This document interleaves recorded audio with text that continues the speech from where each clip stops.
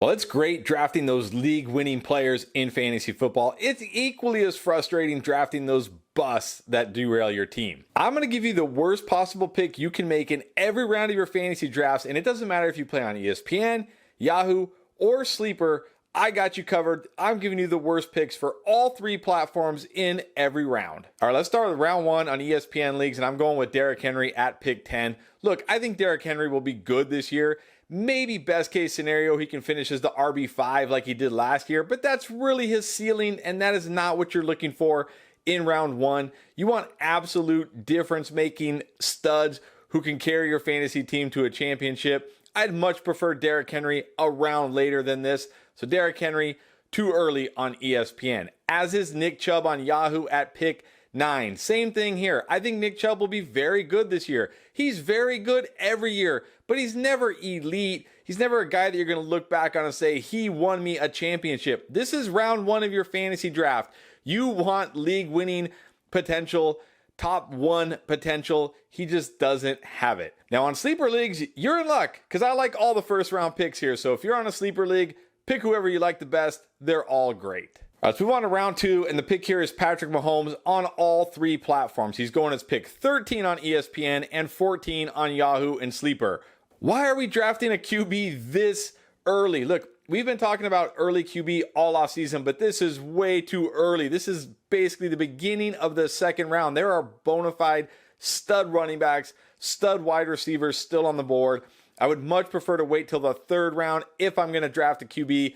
Early second round is way too early. Take the studs here and let one of your league mates draft a quarterback. All right, now on to round three, and on ESPN, it's Joe Mixon at pick 25. He wasn't even that good last year, and he got insane usage. Now he's a year older with more wear and tear. He's one of the least efficient running backs in the NFL, one of the least explosive running backs in the NFL. You're just betting on a huge touchdown season or a huge pass catching season just because of the offense he is in. There's no guarantee he even has a workhorse role. We're hearing good buzz about Chris Evans as the third down back. We're talking about a late second round pick here for Joe Mixon. I don't see it happening. I'm avoiding him.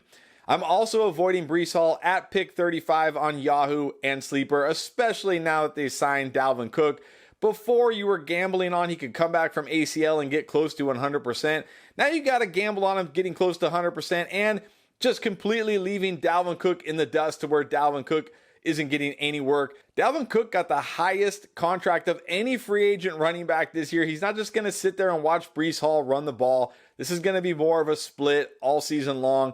So Breece Hall at this point in the third round, too high, too much risk. All right, now in round four, it's TJ Hawkinson on all three platforms here. Pick 40 on ESPN, 41 on Yahoo, 43 on Sleeper. He's being drafted like an elite tight end, and he isn't. I've talked about him on a few videos this year, but when you really look at the numbers with Minnesota, some weeks he was bad, some weeks he was good, and he had a couple big games, but he's not worth a fourth round pick. There are still very good players on the board, and you can get tight ends comparable to TJ Hawkinson later in your draft.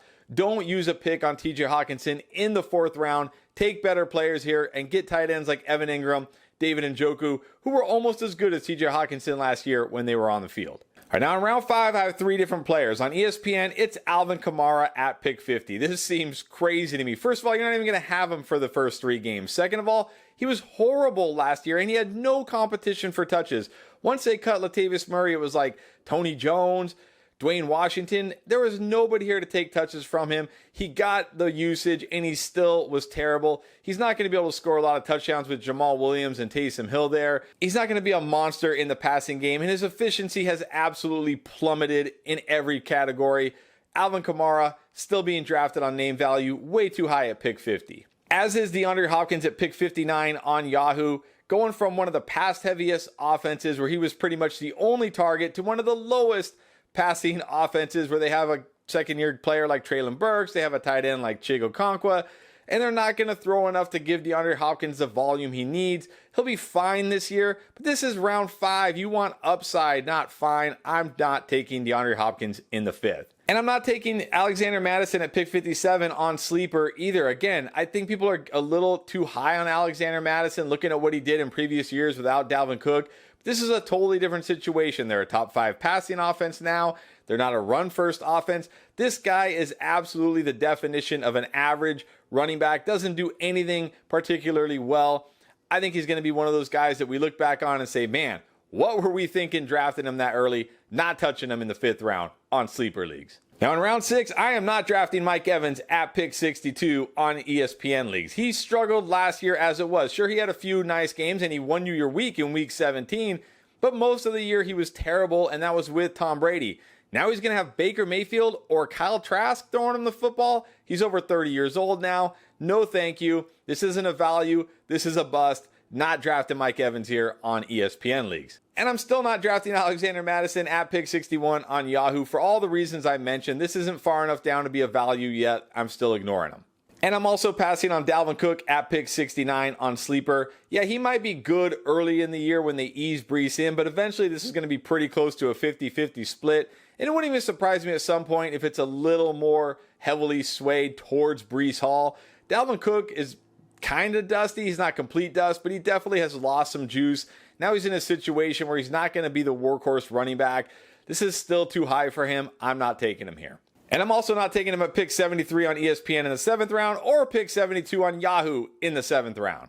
And I'm not taking Javonte Williams at pick 79 on Sleeper either. It's great that he's already back. He's completely shocked me. I did not think we would see Javonte Williams yet, but there's a difference between being back and actually being productive in fantasy. First of all, probably not going to be close to 100% this year. And even if he is, this Broncos offense and offensive line look just as bad or worse than they looked last year. I don't see a path for significant upside for Javonte Williams. Plus, you got the risk of a major knee injury, which could always lead to other injuries.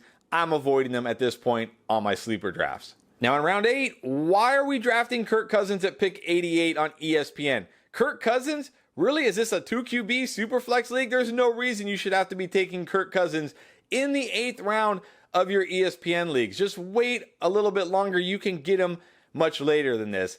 And same with Tua at pick 88 on Yahoo. I like Tua. I actually prefer him over Kirk Cousins. But again, you don't have to draft him this early. There are still good players on the board here. Just wait longer on your QB1. And I'm also not taking Michael Thomas in the 8th round at pick 96 on my sleeper drafts. I know he's getting a lot of hype again in camp just because he got last year. Maybe he'll start the season okay. He'll score a couple touchdowns like he did last year. But you can't count on this guy week in and week out all year long. The upside isn't there. He's over 30 years old. He hasn't been good in 4 years. I can easily pass on Michael Thomas in the 8th round on my sleeper leagues. And I can also pass on him in the 9th round of ESPN leagues at pick 98. Still too high. Also in the 9th round, I'm passing on Jamal Williams, pick 102 on Yahoo. Yeah, it was great. He scored 17 touchdowns last year. He's not going to do that again. He's not going to get 17 carries from the 1-yard line in this Saints offense. The Saints offensive line not nearly as good as the Lions offensive line. They have rookie Kendre Miller. Alvin Kamara will be back. He's going to need to score a ton of touchdowns again to have any value this year. I don't see it. Maybe he'll be okay the first few weeks when Kamara is out, but eventually he's going to struggle. Not worth a pick here. Nor is Juju Smith-Schuster at pick 101 in the 9th round on sleeper leagues. He was mostly horrible last year with the Chiefs. He has 3 touchdowns in his last 21 games, and that's with Patrick Mahomes for 16 of those games. Now he's going to the Patriots, Mac Jones, low volume passing offense. There's no upside here at all. Easy fade in round 9. And he's still an easy fade for me in round 10 on ESPN leagues at pick 113. Not doing it. And speaking of the Patriots and Mac Jones, I'm not taking Mac Jones at pick 118, round 10 on Yahoo leagues as my QB1. I'm not taking Mac Jones as my QB1 in any league at any spot. Sure, I kind of like Mac Jones in Dynasty as my QB3 in a Superflex league. But as your QB1 in round 10? Come on, guys. You can do better than that on your Yahoo leagues. Don't take Mac Jones as your QB1. And then on sleeper in round 10, I'm going to suggest you do not draft Allen Lazard at pick 116. I get it. You'll see him on the board. You'll be like, he's kind of okay, and there's not a lot of guys here I like. And then by week 3, he's going to be on the waiver wire. You're going to drop him, and that's the problem here. You don't want to pick guys who are just like, yeah, maybe they'll be okay. You want guys with potential upside. He didn't have it last year in Green Bay when he was competing with rookie Christian Watson and rookie Romeo Doubs. Now he's got to compete with Garrett Wilson. Not going to have it this year either. And then in round 11, I'm happy to say there weren't really any players I thought were bad picks on ESPN, but the Jets defense is going in round 11. Do not pick a defense this early. Defensive kicker with your last picks. And on Yahoo, please Don't draft Clyde Edwards-Helaire at pick 123. Why are we still drafting this guy? I know he's gotten some buzz in camp, but come on. The Chiefs don't believe in him. The talent isn't there. I can easily pass on Clyde Edwards-Helaire in round 11. And I can also easily pass on Jameson Williams in round 11 at pick 121 on Sleeper. Gonna miss the first 6 games, missing pretty much the entire preseason. He's gonna come in at week 7, barely having any experience in the NFL, barely playing any snaps, barely having any practice. This is probably going to be another lost year for Jameson Williams. Easy fade in round 11. And then another easy fade for me in round 12 on ESPN leagues is Adam Thielen at pick 144. Was in one of the best passing offenses in the league last year. Ran the second most routes of any wide receiver and got 700 yards. And he's only had 700 yards each of the last 2 years. Now he's older, dustier. He's got a rookie QB. This offense isn't going to be one of the best passing offenses. It might be one of the worst passing offenses. There is no upside for Adam Thielen this year. Don't draft him. And I'm still not drafting Jameson Williams at pick 127 in round 12 on Yahoo for all the reasons I already mentioned. Nor am I drafting Russell Wilson in round 12, pick 137 on Sleeper as my QB1. He looks horrible so far in the preseason. The offensive line looks horrible. The offense looks horrible. I don't believe Sean Payton can save him because I don't believe he's savable anymore. Sure, he'll probably have some decent games here and there, but as your QB1 in a 1 QB league, come on, hard pass on Russell Wilson. And then in round 13, I'm going to recommend you pass on Zach Ertz in ESPN and Yahoo. I know you think, oh, it's the last round, it's a tight end. He did some nice things last year, but he's over 30 years old. He's coming off an ACL injury. This offense isn't going to be a super fantasy-friendly offense anyways, even if Kyler plays. Hollywood Brown is there. Michael Wilson getting some buzz as a potential X receiver. You got Rondale Moore. I don't see a path for Zach Ertz. He's going to be one of those tight ends you draft, you drop, and you pick up somebody else. Save yourself the headache, grab a different player. Then I'm also going to recommend you don't draft rookie tight end Michael Mayer in this round. Again, you could talk yourself into like, well, he's a rookie. Maybe he'll break out. Maybe he'll have some upside. But we haven't heard any really good things about him in camp so far. He's a rookie tight end. Rookie tight ends almost always struggle. This is another pick where you think, it's my last round, who cares? And then you drop him and wish you had drafted somebody else. So just draft somebody else right away. All right, so those are players I am avoiding in every round of every fantasy league this year. But if you want to see our top 10 must draft players, check out this video right here.